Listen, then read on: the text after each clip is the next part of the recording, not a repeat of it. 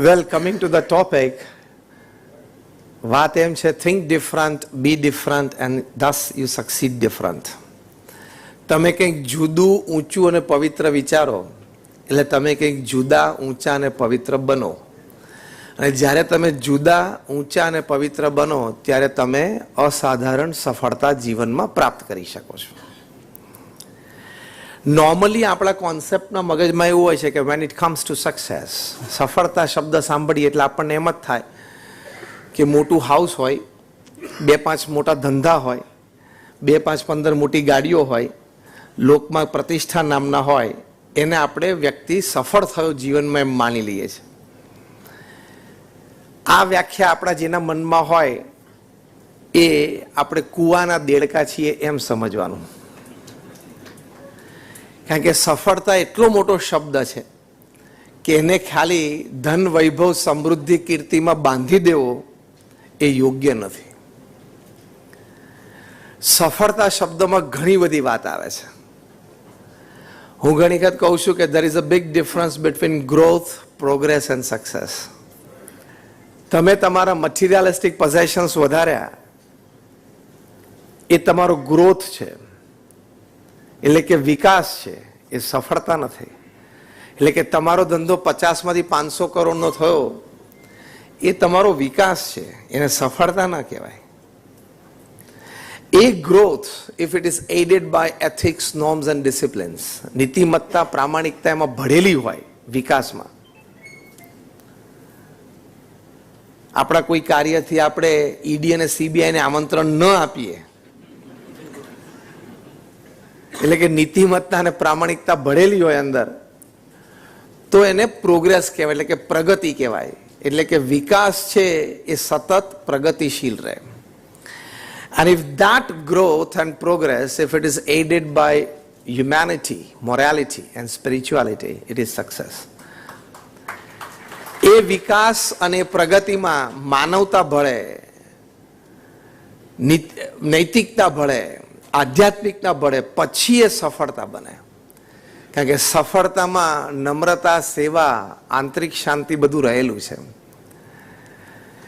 એટલે જે આપણે સક્સીડ ડિફરન્ટ છે એમાંથી પહેલો વિચાર આપણે કાઢી નાખવાનો કે આજે ખાલી આપણે, અથવા તો એના મોટા અર્થમાં ભૌતિક સફળતાની વાત છે, એની વાત આજે આપણે કરવાની પણ નથી. એની માટે બીજા મોટિવેશનલ સ્પીકરો ઘણા છે, કેવી રીતે પૈસા કમાવાની, કેવી રીતે ધંધો કરો. અમારો એ વિષય નથી.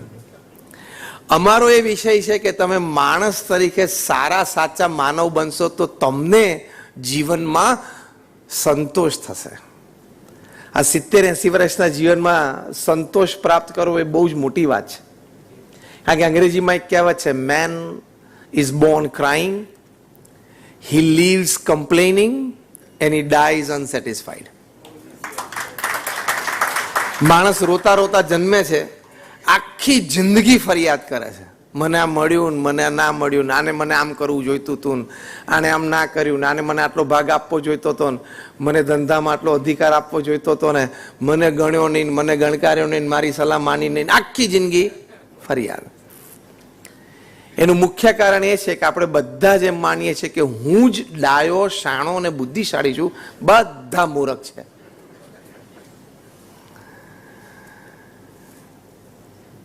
એટલે man lives complaining and he dies unsatisfied.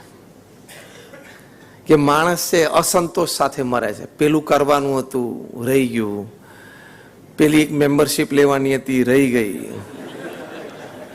ગઈકાલ ખુલી ગઈ છે ઘણી બધી.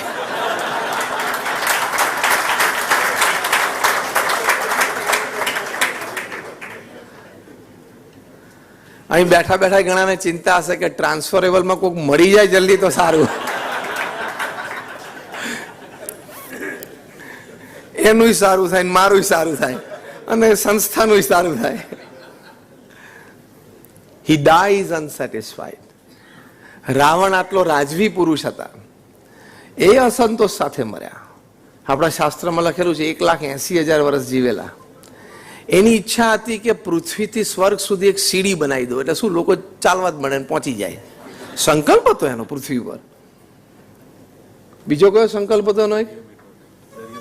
હા, આખો દરિયો, પૃથ્વી પર આખો જે દરિયો છે એટલે પેસિફિક, એટલાન્ટિક, અરબી સમુદ્ર, એ બધાનું પાણી હું મીઠું કરી દઉં, પીવા લાયક. એનો પ્રોજેક્ટ તો તમે જુઓ, સામાન્ય પ્રોજેક્ટ નહોતા એને હાથમાં લીધા. પણ એ બધા પૂરા થયા પેલા દેહનો અંત આવી ગયો, એટલે હી ઓલ્સો ડાઈડ અનસેટિસ્ફાઈડ. એટલે આટલો સમર્થ એ પણ ડાઈડ અનસેટિસ્ફાઈડ હોય તો આપણે તો ઘાટકો પર રહીએ છીએ.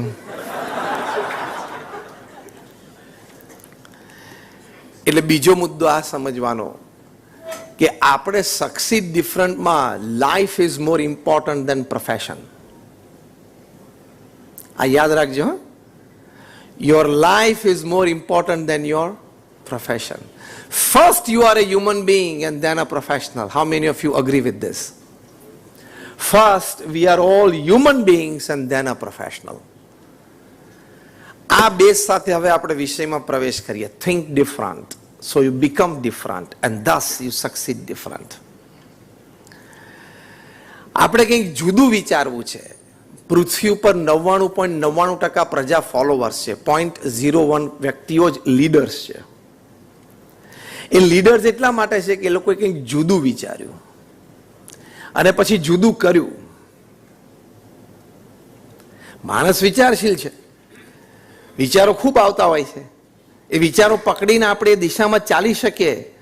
Man at the end of the day is a bundle of his own thoughts. What you think in the morning, you become in the evening. What you think lifetime, you become at the end of your life. એટલે વિચારોની સ્પષ્ટતા, વિચારોની સ્વચ્છતા, વિચારોની સમૃદ્ધતા અને વિચારોની સાત્વિકતા હોવી બહુ જરૂરી છે. That builds up your personality and character. એટલે થિંક ડિફરન્ટમાં આ વાત છે. એટલે આપણે બહારની વાત આજે કરવી નથી, આપણે આપણી લાઈફની વાત કરવી છે. કારણ કે when your eyes close, આંખ બંધ થાય ત્યારે Merc or Hyundai at your home doesn't make any difference to you. 1 bedroom less, 4 ના બદલે 3 bedroomમાં આપણે રહ્યા ફ્લેટમાં, it doesn't make any difference to you when your eyes close. Yes or no? કોઈ ફેર નથી પડતો. એટલે we are not going into that sector. We are just talking of how to enrich our own lives so that we are satisfied at the end of the day with our own lives, at the end of our life with our own lives. 80-90 વર્ષની ઉંમરે છાતી ઉપર હાથ મૂકીને એટલું તો થવું જોઈએ ને કે હું મારું લાઈફ જીવ્યો, એમ આનંદ, મજા આવી, સારું જીવ્યો, એટલું તો થવું જોઈએ કે નહીં મિનિમમ. તો એની માટે થિંક ડિફરન્ટ છે. તમને ખબર છે કોલ, ગ્રેફાઇટ અને ડાયમંડ ત્રણેય સગા ભાઈઓ છે. કોલસો, ગ્રેફાઇટ અને હીરો સગા ભાઈઓ છે, રાધર ટ્રિપલેટ્સ છે. 3 કાર્બન એટમમાંથી બનેલા છે અને કાર્બન સિવાય કાંઈ નથી. પણ કાર્બન એટમ્સ હેફેઝાર્ડ ભેગા થઈ જાય એટલે ફાઇનલ પ્રોડક્ટ કોલસો બની જાય. એના જ કાર્બન એટમ્સ હેક્ઝાગોનલ સ્ટ્રક્ચરે ભેગા થાય, જે આપણે બેન્ઝીન રિંગ ભણ્યા કેમિસ્ટ્રીમાં હાઈસ્કૂલમાં, ત્યારે ફાઇનલ પ્રોડક્ટ ગ્રેફાઇટ બની જાય. પેન્સિલથી માંડીને ન્યુક્લિયર પાવર પ્લાન્ટ બધે કામ લાગે. એના એ જ કાર્બન એટમ ટેટ્રાહેડ્રલ સ્ટ્રક્ચરે ગોઠવાય એટલે ફાઇનલ પ્રોડક્ટ ડાયમંડ બની જાય. એટલે ડાયમંડ માટે શું કહેવાય છે? હીરા માટે diamond is a coal who handled pressure well. એટલે હીરો પણ એક કોલસો જ છે, પણ એણે મિલિયન્સ ઓફ યર્સથી પ્રેશર સારી રીતે હેન્ડલ કર્યું, maintain the internal structure, so it's a diamond. એટલે ત્રણેય સગા ભાઈઓ છે, રાધર ત્રણેય ટ્રિપલેટ્સ છે, પણ એ બધાની માર્કેટ પ્રાઇસ અને લોકોના હૃદયમાં ભાવના, એ વેલ્યુ, એટલે કે પ્રાઇસ અને વેલ્યુમાં બહુ મોટો ફેર છે. એક ભાઈના આટલા ટુકડામાં બીજો ભાઈ તો ટ્રક ભરીને આવી જાય. આટલો હીરો હોય, આટલો નાનો કટકો હોય હીરાનો, એમાં બીજો ભાઈ કોલસો ટ્રક ભરીને આવે. તો કિંમતમાં અને વેલ્યુમાં, એટલે પ્રાઇસ અને વેલ્યુમાં કેમ ફેર પડી ગયો? Design of the internal structure. આ એક વાક્ય તમે યાદ રાખજો, આખા પ્રવચનમાં યાદ ના રહેતો. અને આ વાક્ય લઈને ઘરે જવાનું, design of your internal structure. એટલે કે આપણી લાગણી, ભાવના, વિચારો, એટીટ્યુડ, કેરેક્ટર, એ બધું. બહાર તો અત્યારે બધા પાસે સરખું છે, બુદ્ધિ બધા પાસે છે, ઓછી હોય તો બાકીની ઇન્ટરનેટ આપી દેશે, હા કે ના? કનેક્ટિવિટી બધા પાસે છે, કારણ કે સોશિયલ મીડિયા ફ્રી છે, એટલે બધા પાસે કનેક્ટિવિટી છે. ઇન્ફોર્મેશન બધા પાસે સરખી છે, ઇક્વલ એક્સેસ ટુ ઇન્ફોર્મેશન બધા સિટીઝન્સને છે. જ્યારે બધા પાસે બાહ્ય રીતે બધું સરખું છે, ત્યારે who will progress, who will win the competition, who will grow, who will succeed? તો the person who has a better internal design. હવે અહીંથી આપણે આ થિંક ડિફરન્ટ, કે મારે બહાર તો ઘણું બધું કર્યું, મારે અંદરની ડિઝાઇન એ મારે વધારે સારી અને મજબૂત કરવાની છે. એમાં પહેલો વિચાર એ છે, મારામાં સુધારો જરૂરી અને શક્ય છે. આ વાત કેટલા જણા માનો છો? મારામાં સુધારો જરૂરી અને શક્ય છે. મારી સાથે એક એક શબ્દ બોલજો એટલે વધારે દ્રઢ થશે. મારામાં સુધારો જરૂરી અને શક્ય છે. આખી દુનિયા એમ માને છે કે સુધરવાનું મારા પાર્ટનરે છે, મારે નહીં. સુધારવાનું મારા લાઈફ પાર્ટનર સ્પાઉસે છે, એને બોલવાની આદત ખરાબ, બાકી હું તો બરોબર જ છું. સુધરવાનું મારા પપ્પા ને મારા મમ્મીએ છે, મારે નહીં. સુધરવાનું મારા હસબન્ડ કે પેલા સ્પાઉસને, ટૂંકમાં સ્પાઉસને છે. ટૂંકમાં ગામે સુધરવાનું છે, મારે તો હું તો બરોબર જ છું. આ વાત અમારા ગુણાતીયન સ્વામીએ 200 વર્ષ પહેલા અમારા આદિગુરુએ લખ્યું છે કે બધા એમ જ માને છે કે હું કહું એમ જો બધા કરે ને ઘરમાં કે ઓફિસમાં તો બધા સુખી થાય એમ છે. પણ હવે બધાને એ જ વિચાર છે. પ્રોબ્લેમ ત્યાં છે. See, I'm talking something very practical, હા? બધાને એમ છે કે જો અમને કહે ને કે સ્વામી ઘરમાં તકલીફ છે, આ છે તે છે, થોડો ઝઘડો છે, બીજું ત્રીજું, પણ હું કોઈ એમ જો બધા માની જાય ને એકવાર, બધાને જો આ શબ્દો બધાના છે, I am talking your words, not mine. Am I right or wrong? ઓફિસમાં અમારે નિર્ણય બાબતે, પ્રોજેક્ટ બાબતે ઘણા મતભેદ છે, પણ એકવાર જો આ લોકો સમજીને મારામાં વિશ્વાસ મૂકીને જો હું કહું કરે ને, પણ હવે આ વાત બધા પાસે છે ને, બધા પાર્ટનર પાસે છે, તો શું કરશું? એટલે start with yourself. Stephen કોવીએ મેનેજમેન્ટનું પુસ્તક લખ્યું છે, 7 Habits of Highly Effective People. એ દુનિયાના 3000 સફળ વ્યક્તિઓને મળ્યા, 3000 નિષ્ફળ વ્યક્તિઓને મળ્યા. સફળ એટલે ખાલી બિઝનેસમાં સફળ નહીં, હા?